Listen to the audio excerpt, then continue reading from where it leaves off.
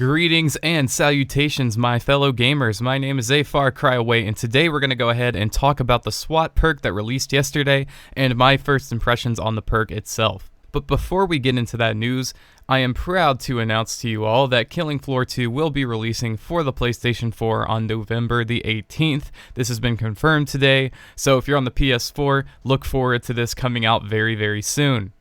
Right, so to dive into the SWAT perk, I've been just absolutely loving the perk because it really caters to my playstyle. I like putting lots of rounds downrange. I like going for headshots on like a ton of different Zeds really quickly. I really enjoy the gameplay loop of using your flashbang grenades to help stun the bigger Zeds and slow them down for your team.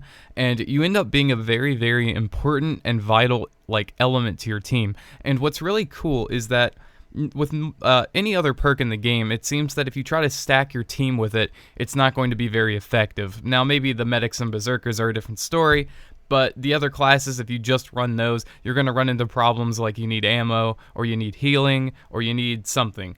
And what's really interesting about the SWAT perk is maybe it'll get balanced in the future. I mean, I don't think it's overpowered, but it's one of those classes where if everyone plays it, you're not necessarily at a huge disadvantage because of all the added tanking and stun power that you have together. So you can actually do really well with a lot of SWATs on your team. Like I said, though, this could be subject to change when the full release of the SWAT perk comes out and it gets out of the testing phase. But for right now, it feels very good. It's a lot of fun to play, as well as all of the new weapons have a really good and specific purpose for the SWAT. So for example, you've got the MP7 as your starting weapon. It's not that good, to be honest, but what makes it good is that it's very lightweight and you can carry a lot of ammo in it. So if you need anything to fall back on for a smaller Zed or a group of smaller Zeds, your MP7 is always going to be your best bet because you can about 2 to 3 headshot most of the smaller Zeds with it, and it's good just to have a reliable backup.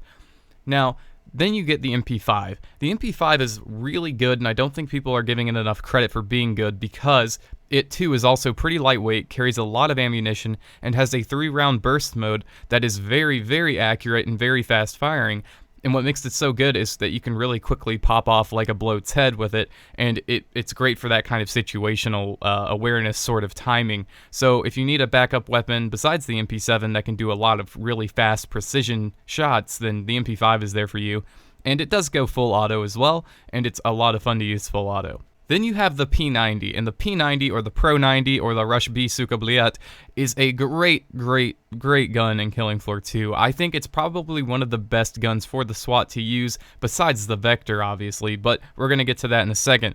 So the P90 is fantastic because you have a lot of ammunition to burn through, and it's a really fast-firing gun, and you'll find yourself not having too long of a reload with it either. It's really great for once you've stunned like a Flesh Pound, for example, or a Scrake. Get right up in their face and just let them have it with a lot of headshots. With the P90, it does a lot of damage over a short amount of time, and it's also really good for just clearing out lots of Zeds that are coming at you and maybe you're stuck in a corner. It's a good gun because you don't have to reload too often with it, but when you do, it's really quick.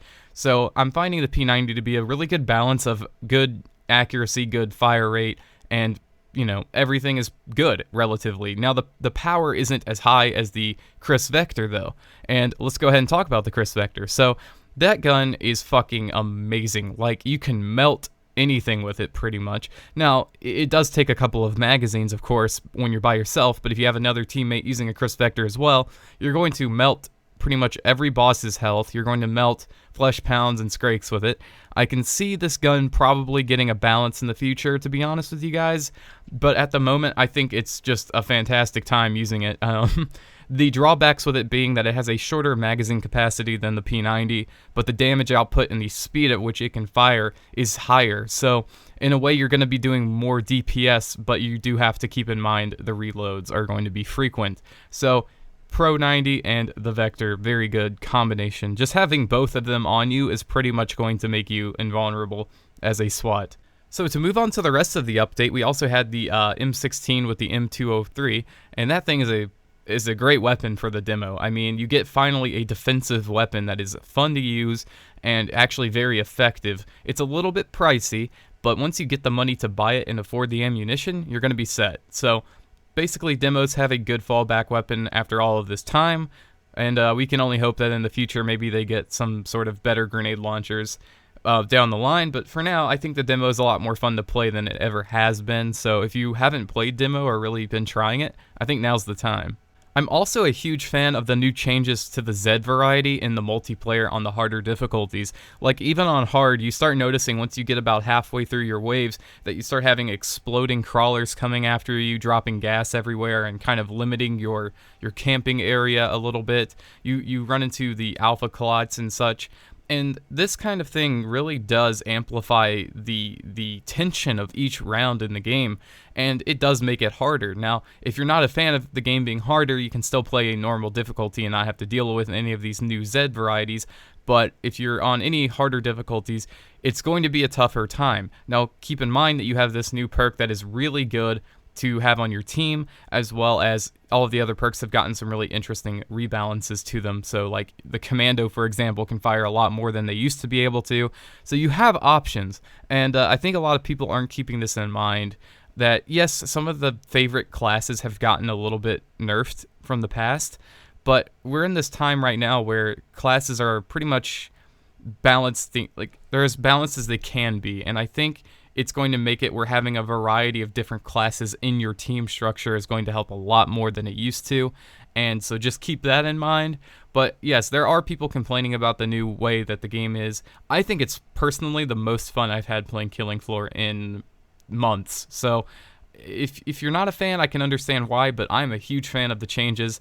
It's amplified my gameplay experience, and I can't recommend it more than right now. I think right now, if you were kind of on the fence about getting Killing Floor 2 in early access, I'd say do it now, play the game, and really get a feel for how it is now, because it's pretty much the most fun it's ever been, and the new perk is a lot of fun to play, lots of new weapons and stuff to play around with, and man, that's pretty much it, guys. I guess there's new armor sets in the game, and they're actually really nice, like the Horzine Trooper armor you get for being in early access is really cool, and I think that alone is worth getting early access for. I mean, okay, not alone, obviously, but it's a really nice perk to have, and you get M9 skins as well.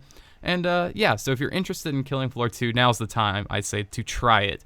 And if you don't like it, you can always get a refund or whatever, but I think you'll love the game, especially right now. So thank you all for watching this video. If you like the update or don't like the update, let me know about it in the comments below.